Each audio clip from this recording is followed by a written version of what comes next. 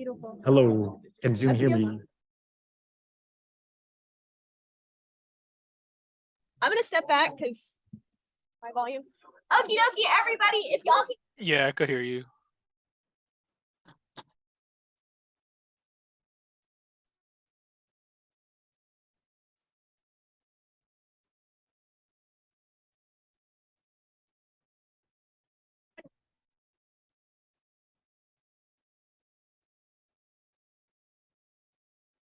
Idea of exactly what kind of stuff we can bring to you. You are I know. okay.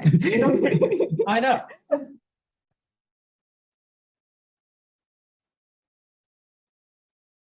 the board, so we can also move to the next slide. Hopefully one of those actually works. They rarely do. This one's okay. At least one of them should be functional, right? And then can we also get the link tree in the Zoom chat? Okay, so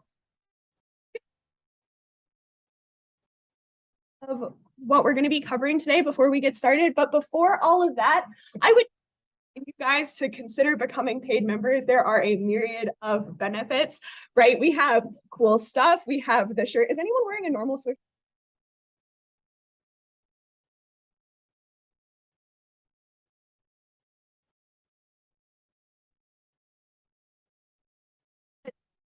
Is there like 6 sticker placement? Anybody? No. Ayo.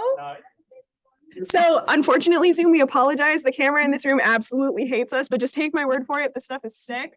So you have that to expect if you become a paid member. We also have prizes and a whole bunch of other stuff. It also qualifies you for our mentorship program, potential cert reimbursement, and some extra bonuses, right? So it's $20 for the semester, $35 for the year. If you're going to be here for both semesters, I highly recommend the value deal, right? And then I'm going to hand it off to Karina to talk about our mentorship program a little bit. So I don't know if you remember, but we mentioned on Tuesday that we do have an alumni mentorship program this year. So basically it's just a one-on-one like partnership with someone actually in the industry to kind of give you guidance and provide advice for any questions that you have about cybersecurity. If you are interested, please fill out our form in the link tree. Basically, we are going to be interviewing you guys, but if you interviewed for Swift Pals, we don't want to interview you again because we basically know you guys pretty well already, but it's not really an interview. It's more just kind of a chat to get to know you and your preferences, what you're like. That way we can match you as best as we can with someone in the industry. Thank you. Beautiful. Okay, so today you guys are going to be doing our incident response workshop. You're going to learn a whole bunch about Splunk, which is an industry standard tool that, as I like to say, is a mystery mask tool that will help you guys later once you venture into industry. And then next week, Tuesday, starts the beginning of Hacktober with our intro to pen testing and Metasploit. So make sure you stop by on Tuesday for that. It is going to be absolutely sick. And then throughout the rest of October, we have a lot of other similar events planned, which will accumulate in our capstone event, which if Taylor wants to go ahead and discuss a little bit. Yeah, so we've been planning for Hacktober for quite a while now, and the capstone is going to be called SCARE, or Swift's Crack Attack Root event. It's basically going to be a culmination of everything that you're going to learn during Hacktober, and I hope that you'll get a ton of like learning experience and enjoyment from this event. So hope you can all attend the events of Hacktober and the SCARE.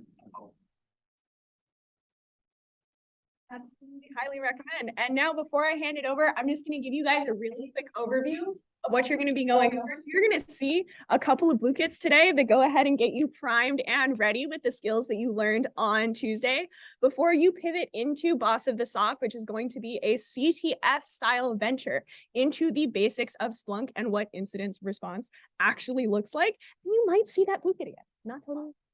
With that, I'm going to hand it over to Justin to get you guys started. Perfect. Thank you.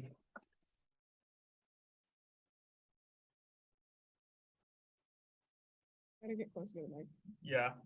Give me a quick second. I need to yeah, that's crazy.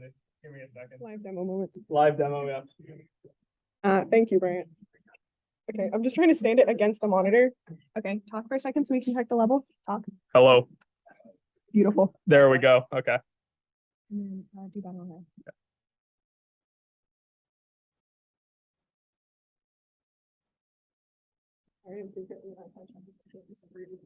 Wait, that's actually crazy. Luca is down right now. Whoa. It's a live demo moment.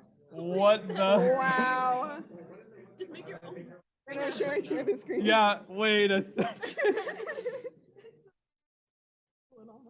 Yeah, wow. Yeah. Oh. No, honestly, Luca just couldn't hang. Unlucky. Okay, so.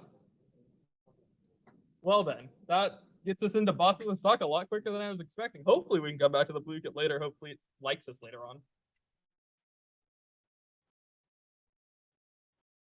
Good. So for getting onto boss of the stock, you have to go. Let me pull up the link really quick. So it's gonna be bots.splunk.com. Karina, can you write it on the board for me really quick? Crazy. Yeah. And another thing is you guys are gonna have to create Splunk accounts. So it should be a fairly like straightforward process, but if you run into any issues, just let us know. In about 10 or so minutes, we'll come back and see where everyone's at with creating Splunk accounts. So go to the link that .com, yeah. Yep. So go to that link. It's going to ask you to create an account for Splunk. Just go ahead and do that. And like I said, in about 10 minutes, we'll get back on it.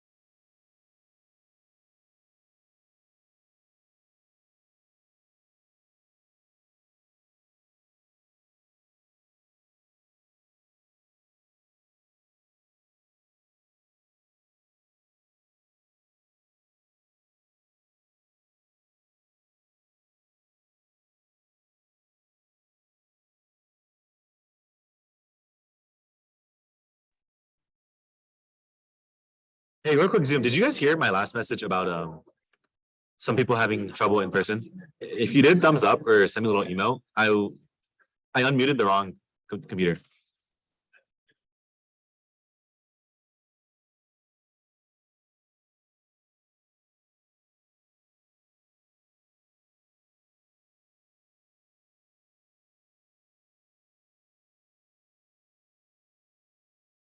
Oh, okay. Just in case you guys didn't hear it, I'm gonna reiterate.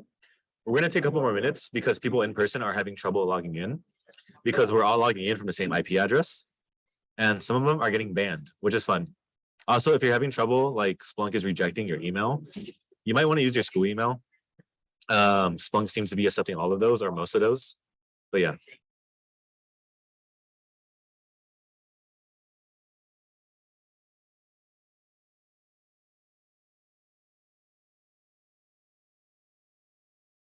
How are we gonna? Okay. Also, real quick, if you logged into Splunk and like your web page is white, like an official like Splunk website, that's the wrong one. Just close that out and go back to the bots.splunk.com one where you get like a black background like this, and that'll be the real web page.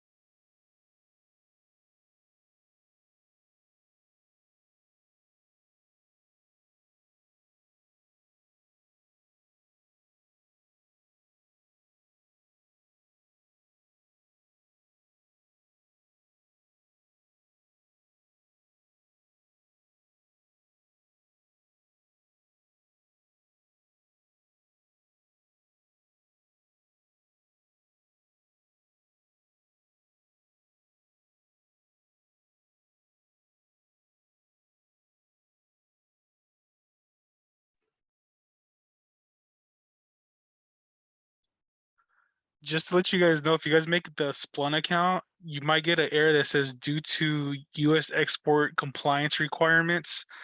I called their website, their help desk, and they are claiming that their website is broken.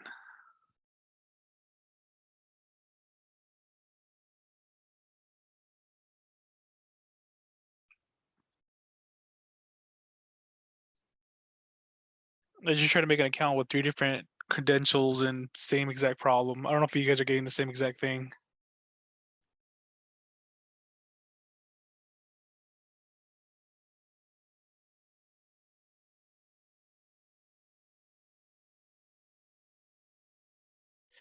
Yeah, I used school email and 2 private emails, and it's the same thing. It's just I called their help desk because it tells you to call their number, and the help desk literally just told me that their website is broken. And it's been like that for weeks. So if you're trying to make an account, is some people might get lucky and go through. But if you get that due to US export compliance request, it's gonna be a while because you have to call them to have a ticket made to have them make you an account because it's not gonna let you do it through the website.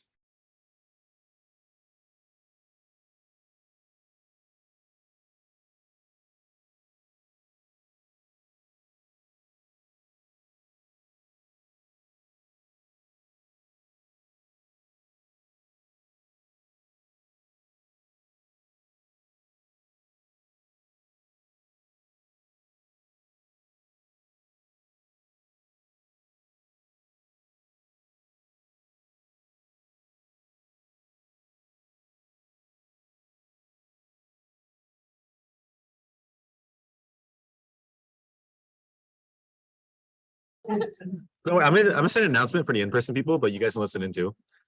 Hey, everyone, if you got banned from Splunk, that's fine. We're just gonna all use one account that Karina's writing on the board. Don't worry, that doesn't violate any terms of service. I don't think. I haven't read them, so I haven't read the rules, so therefore this is not unethical. they're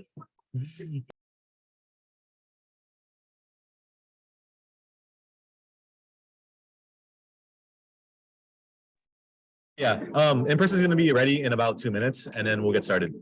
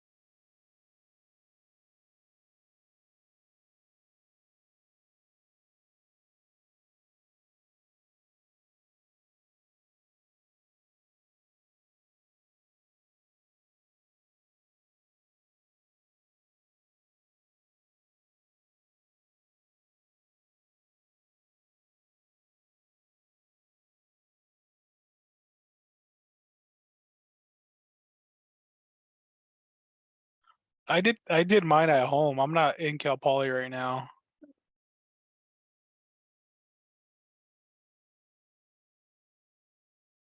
Oh, they're talking about being banned. They got banned.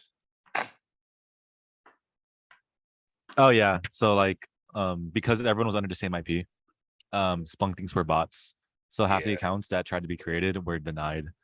But thankfully we created an account on a fake email and we're just gonna share that account with all the in-person people because apparently that doesn't violate anything. So yeah. They're all logging in right now, but they're about to start. Okay. All right, Justin, floor is yours.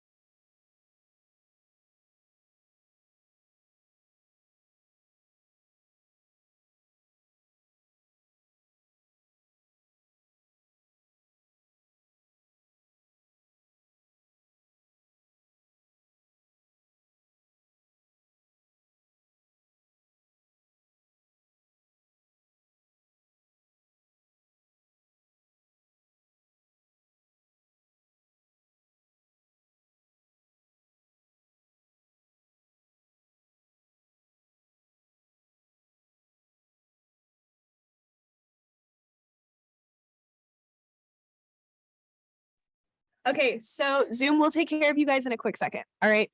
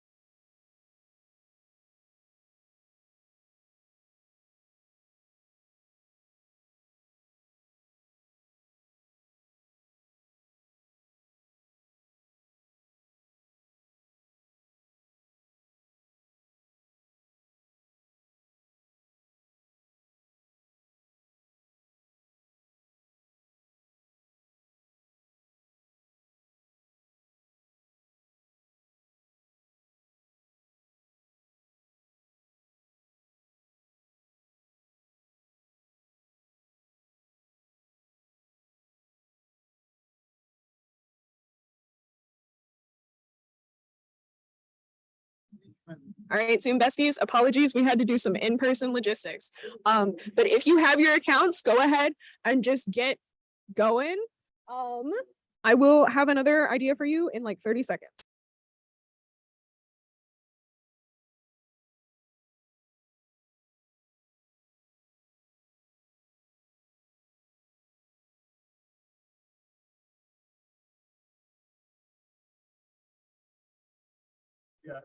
All right, so we are going to go ahead, Zoom besties, and make you guys some breakout rooms in case you want to work together. You don't have to. If you have questions, you will be able to hop back to the main room. I'm going to tell you what I told in person, which is to say, having someone to bounce ideas off of and iterate with, right, makes this go a lot quicker and makes it a lot more fun. So I highly recommend it, but I'm not going to make you. The powers that be might at some point, but I'm not going to. I wish you all the best of luck.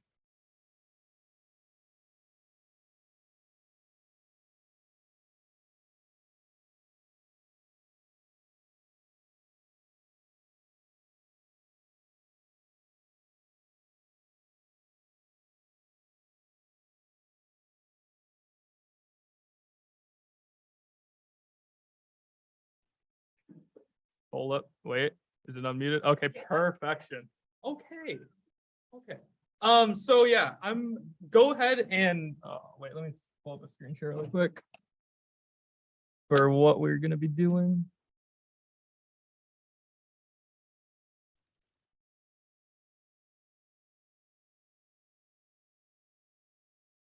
So when you guys are at the Boss of the SOC homepage, what we're gonna be doing is we're gonna go to Boss of the SOC version 1.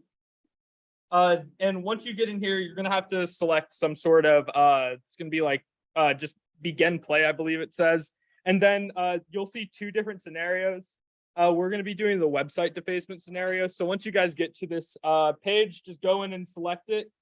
And to get started with Splunk, you can. Everything good? Okay. So yeah. So you'll see the Splunk server URL. So you're just going to go ahead and click it, and then it's going to bring you to this page right here. Pretty much saying Splunk Enterprise, asking for username and password. The credentials will be right here. So you can see user 001 -SPLK. You can just hit this copy thing right here, paste it in, go back, paste in the password as well. And you should be good to go. Oh, God. So the first question is pretty much, this is one of the ones that Jacob had during the Tuesday meeting. It's pretty much just asking for, to find the IPv4 address of a vulnerability scanner. So what we're gonna do for this is, we need to set the index. So for this, it's going to be bots v1. Can everyone see that okay, by the way? Zoom in a little bit. There we go. So yeah, so we have to set the index to bots v1. Yeah.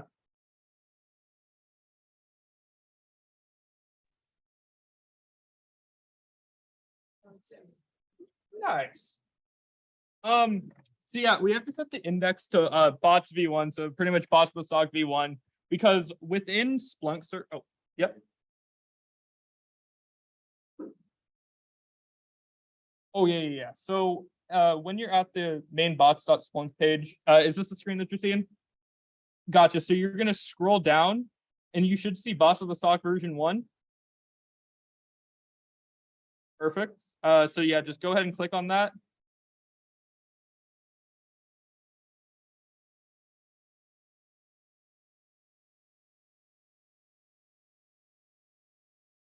Then do you see something that looks like this page?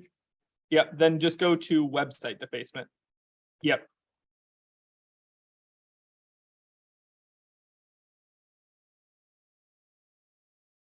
And then click on the Splunk server link, and then the credentials are right there for you to log in. Yep.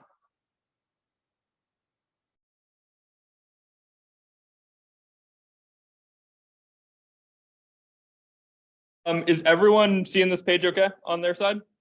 Good. Good.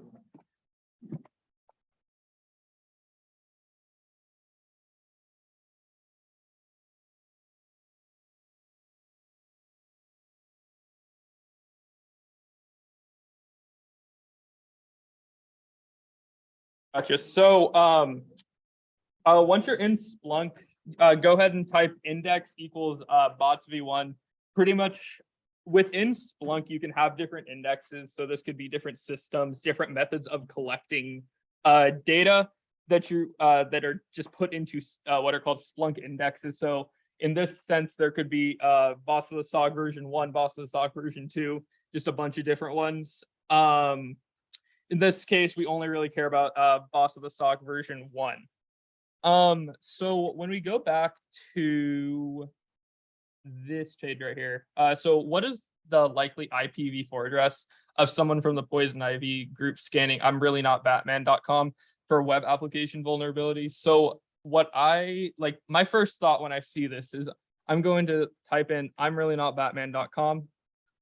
Pretty much what this will do is it will search this entire index for every event containing I'm really not Batman.com. So if we go ahead and search this.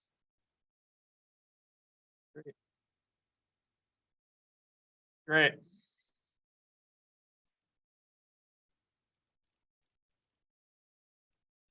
Really doesn't like us today. What?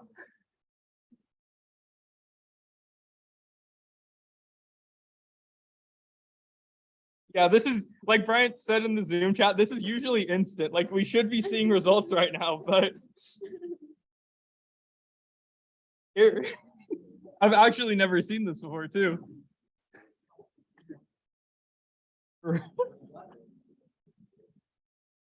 Wow. You got it? Okay. That's crazy. What? Are you on the public account? My account.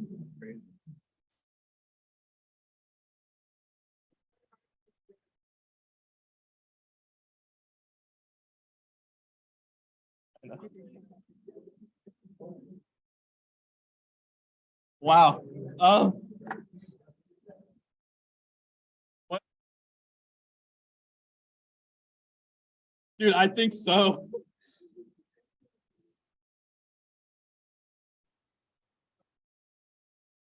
It's cute.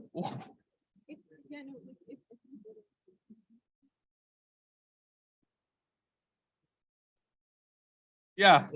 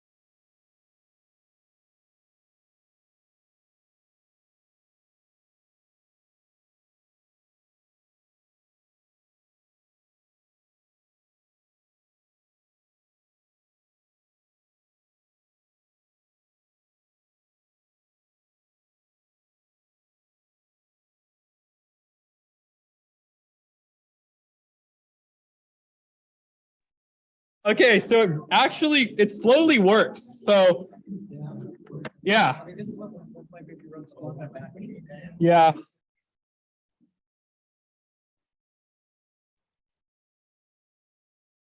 Yeah.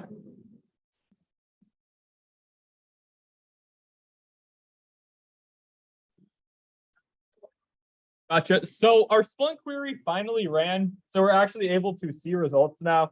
So we can see there is 42,000 and climbing amounts of events matched for this certain query. So what the question is asking us for is pretty much just to find like an external IP address that is being used to scan the website. So hopefully this is actually going to run relatively quickly.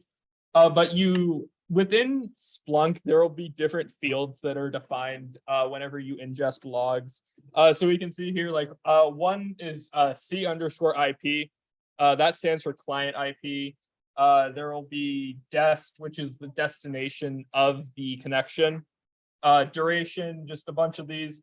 The one that we're mainly concerned with is going to, in this sense, is going to be source IP. So pretty much where the connection is originating from to access the web server. So on the left-hand side here, we should be able to just click this and it'll pull up like pretty much the 3 source IPs that it indexed, hopefully. Oh, perfect.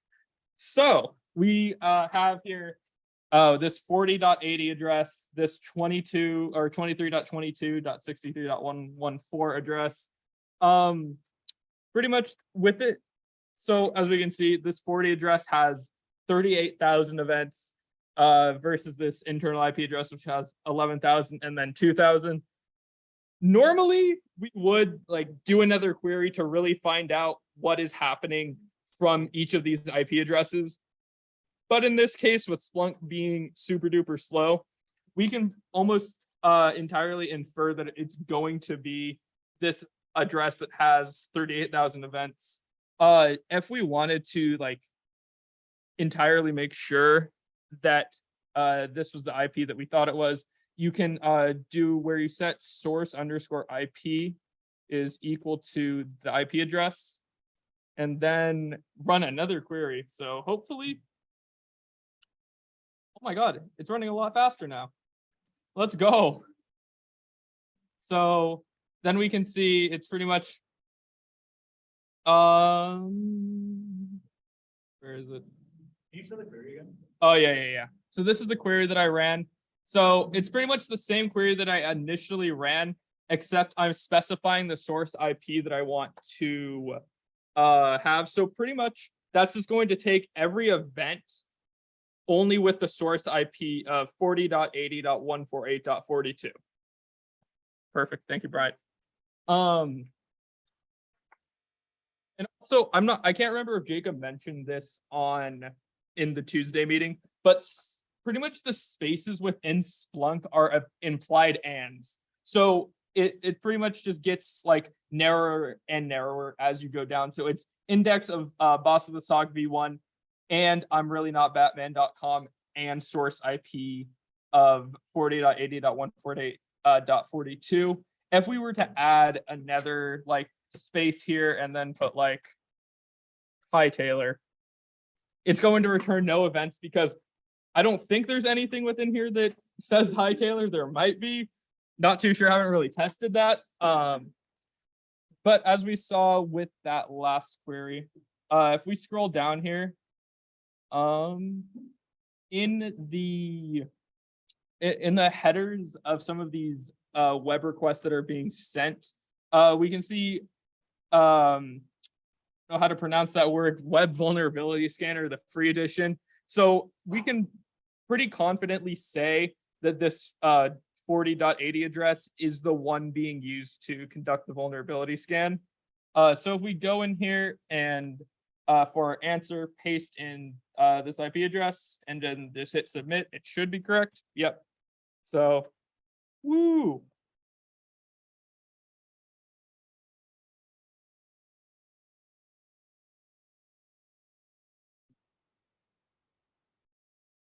Oh, The next question is kind of just an extension of the last question as well. It's pretty much asking us for the company name that created the web vulnerability scanner that the threat actor group was using. So if we go back to the same query that we had ran, we can see it's no. It's going to be this right here. Acutinex, I think. I hope so. Yes. But yeah, so that was pretty much just found with running the same query that we had ran last time. So we had narrowed down that the source IP was this 40.80 address. And then when we just look at the headers for the HTTP requests, we see that there is this product headers being sent from this company. So if we just go up and look up this company really quick, we can see it really is a web app vulnerability scanner that is probably being used, or more than likely being used by this threat actor group. So the question is asking us for the company name. So it's just going to be the name of the company and then submit. And then for the third question, I'm going to take about like a 10-minute break, and I just want to see who can figure this one out. So it's asking what content management system is the website likely using. One hint that I'll give is that this Splunk query is pretty much the one that you're like are going to want to look at for this. So I'll come back in about 10 minutes, see who has found out the answer. So, yep.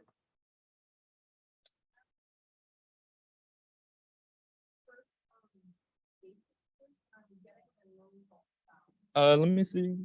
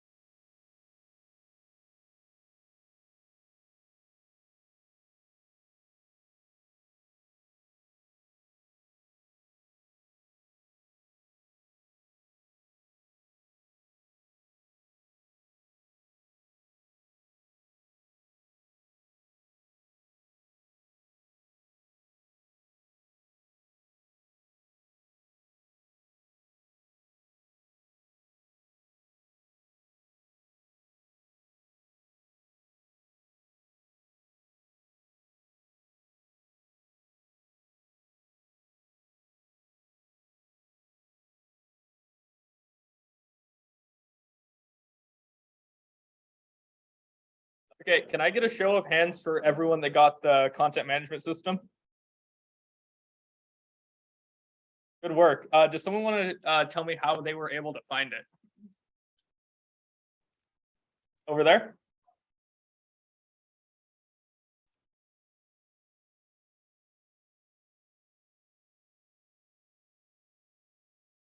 Uh-huh.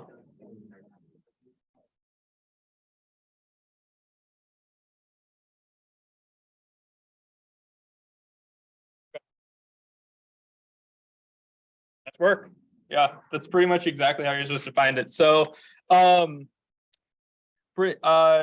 if you are looking within some of the responses that the query gives, you'll see, for example, right here. So the URI is pretty much what gets appended to the end of the I'm not really Batman.com part of the URL. And we can see here that the first part is something called Joomla. So if you just are curious about what something is in the URL, you can just pretty much copy it out and then paste it. And you can see Joomla content management system. So can pretty much be sure that that is what the question is asking for. Go ahead and submit it. And it's correct. Perfect. So the next question. Oh, this one's a doozy, I remember. So yeah, actually we're gonna go ahead and yeah. So the next question is pretty much asking for another it's asking for a host name this time rather than an IP. So if we remember how we found out to answer the first question, pretty much sorting by the different source IPs that we found, you should be able to find out the answer to this one as well. So also going to give about 5-10 minutes, let you guys play around with Splunk, figure out if you can find out the answer. And don't be afraid to use outside tools other than Splunk to just look up stuff that you may find. It can oftentimes be very, very useful because as good as Splunk is, it doesn't have necessarily everything. So Google still definitely is your best friend. So once again, I'll bring it back in about 5 to 10 minutes to go over what the answer is and how we were able to find it. Yep. Oh yeah. Yeah. Oops. Yeah, 104 is a doozy. Yeah, so we're on 105, not 104, by the way.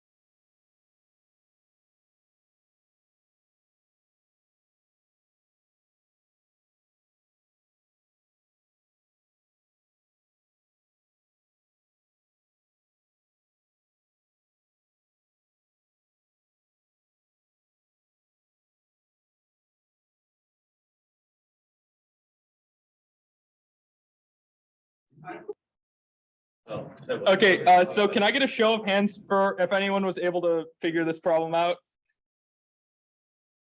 Okay, understandable. This one is, yeah. So pretty much to solve this, we have to not be looking at this IP.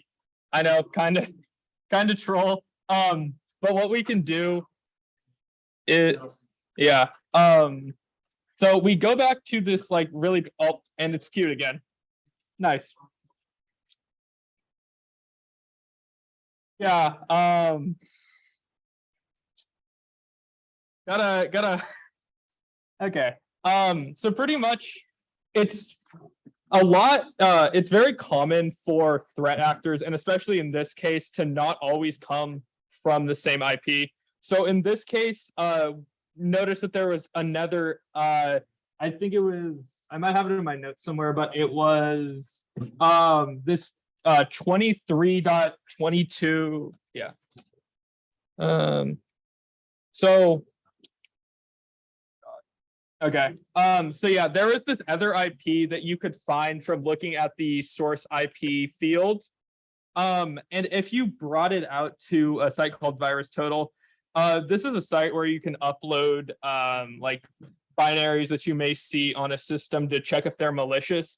But it also has a function to search for IPs as well. So if we type in the IP that you would find from looking at the other source IP, 114, and then we go over to relations, we can see that there are a bunch of different domains that are registered under this IP. So we can see poison ivy, so we can be pretty sure that this is the actual domain or domain of the threat actor. Yep. Yes, src_IP. Oh, sorry, my bad. So when we go here,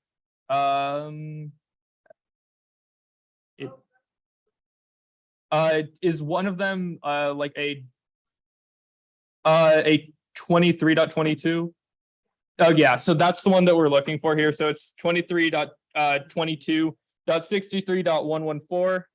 And then in VirusTotal, if we go to relations and look at passive DNS replications, this is pretty much just showing off what DNS host names are registered under this IP. And then we can see this one right here called prankglasseinbracket.jumpingcrab.com. So this is the one that we're looking for here. We can see that there is 2 detections as well for this.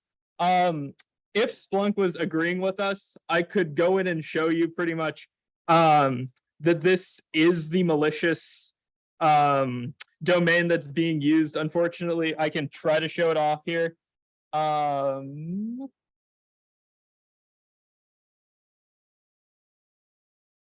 Yeah, hopefully this loads. But pretty much this is the domain that this question was looking for. So this pretty much just shows off that even if you are focused in on one IP that they were, in this case, they were using for vulnerability scanning, there could be a different IP that a threat actor is using to possibly evade other tech or evade defenses, or just like host malicious files on. So for example, in this case, they were doing a vulnerability scan from the 40 dot something IP, but they were hosting their malicious files on this 23.22 IP. This is something to always look out for, pretty much making sure that you're not too focused in and tunnel vision on one aspect of your investigation when doing IR.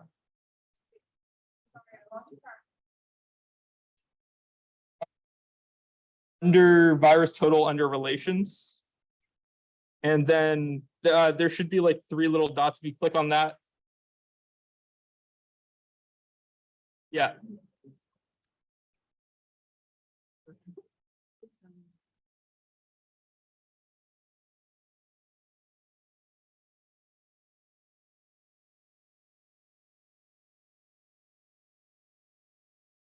That's crazy.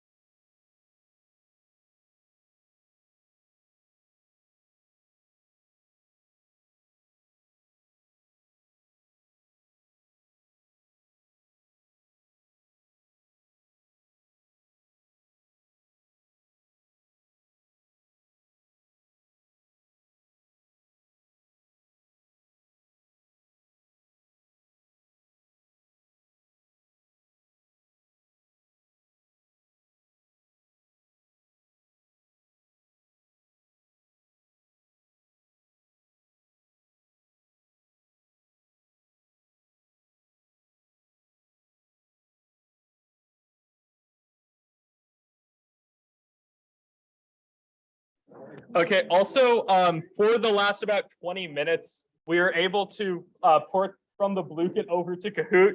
So we should be able to do this learning exercise. It's pretty much the same Kahoot or same Kahoot, yeah.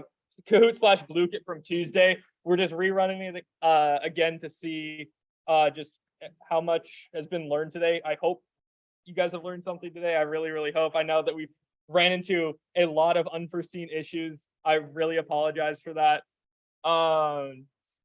It just happens sometimes. So go ahead and join. We're gonna get it started in about 5 minutes here. Thank you.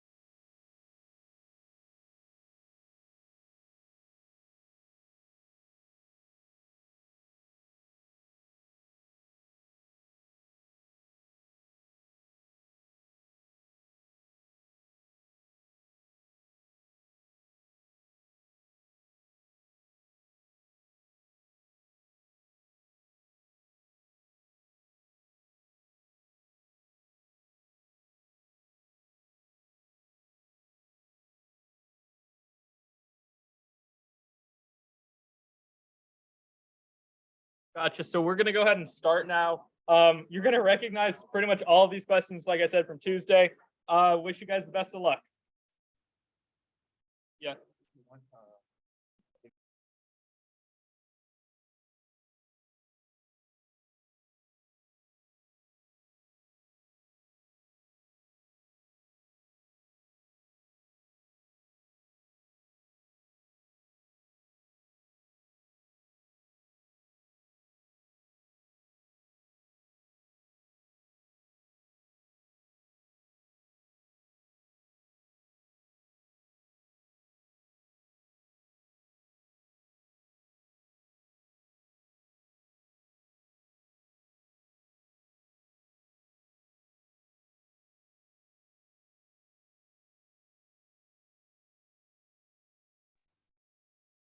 Oh, Tanai's mentee.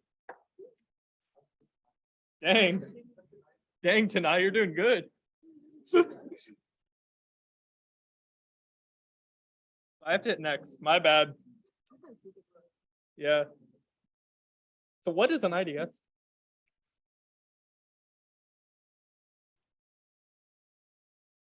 Oh yeah.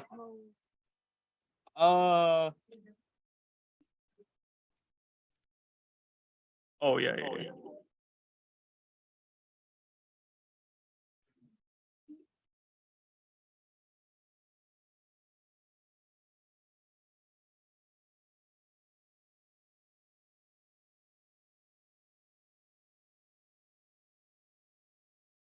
Okay, wait, do we have music? We can't get music. Wow. Yeah. This is like half Kahoot at this point.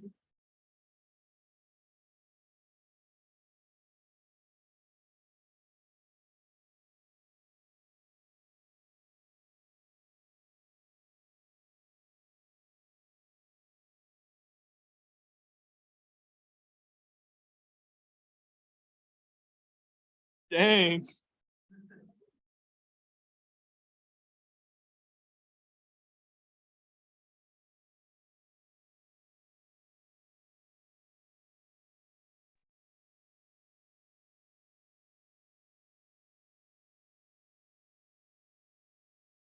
Very good.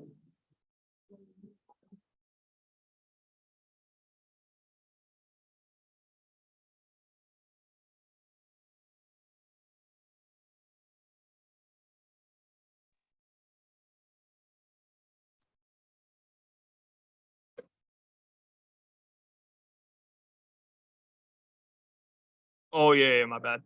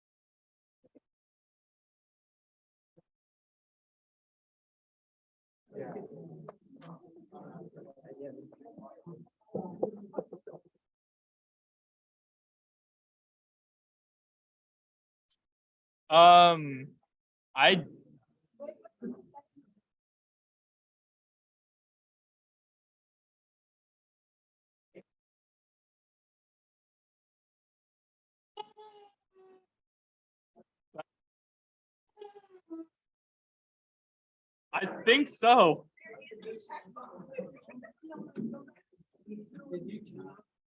I have no.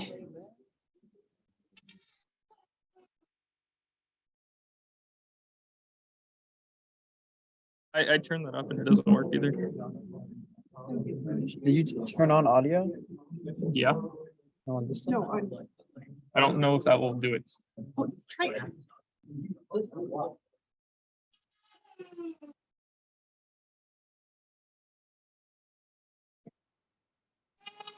Oh.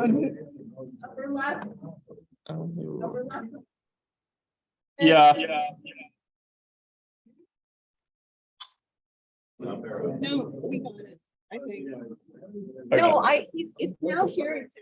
So it should be working. Is it working, Bryant, on Zoom? Okay, That's crazy. yeah. That's crazy.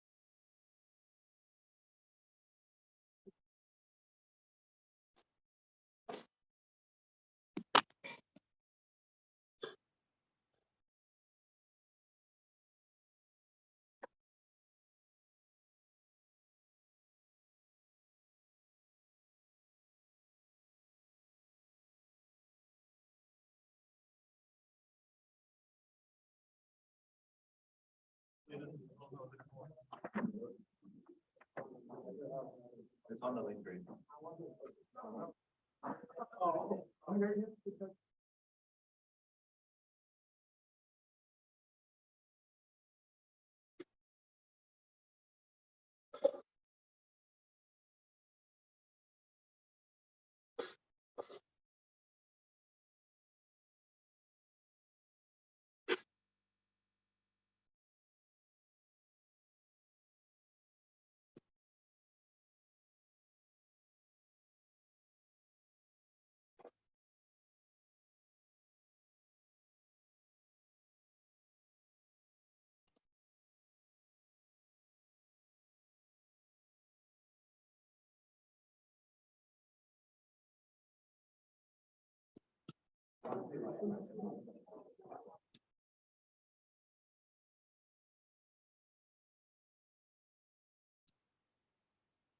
Okay. Okay, last question.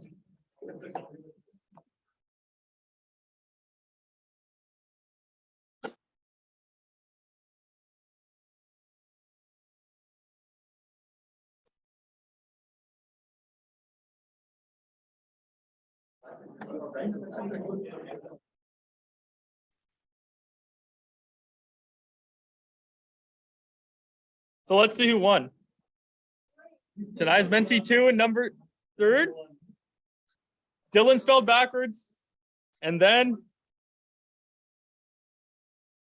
it's metal. Mr. Michael, congrats.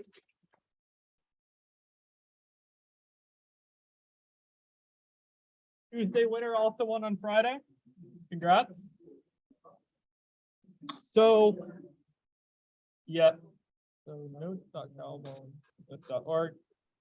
So before we end our meeting, I just want to direct you guys over to the incident response study guide that one of our wonderful Swinterns made. This has a lot of good information. So if you have any questions about like what we went over both on Tuesday and today, I highly encourage you guys to look over here. So that's just notes.calpolyswift.org. Bryant, can you drop it in the Zoom chat, please? Yep. Can we also post it like in general or announcements? Perfect. So yeah, if you just have any questions, I highly encourage you to read through this. Pretty much summarizes up what we went over in the slides on Tuesday and a little bit of what we went over today. Just want to say thank you to everyone for coming out. I know that we had a lot of issues and I apologize for that. Hopefully doesn't happen again, but that's going to conclude it for now. Thank you guys for coming out and hope you have a great rest of your night.